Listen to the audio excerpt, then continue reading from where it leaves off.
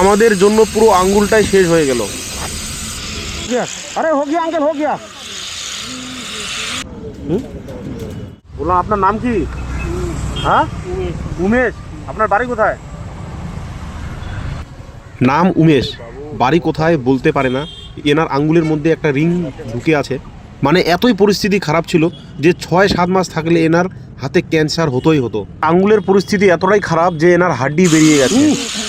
कुछ नहीं होगा दीजिए ना। हो गया। अरे हो गया अंकल हो गया।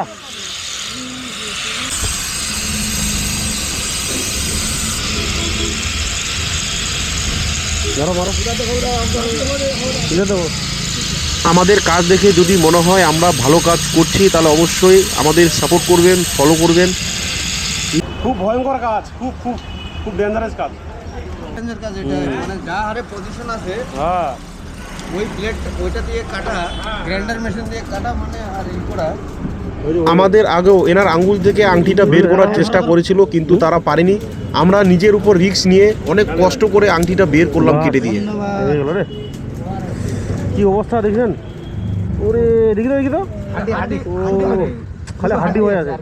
এর অবস্থা যা ছিল খুব রিস্কে কাজ করলাম, একদম রড কাটা মেশিন দিয়ে আস্তে আস্তে ধীরে ধীরে কাটে দিলাম। খুব রিস্ক।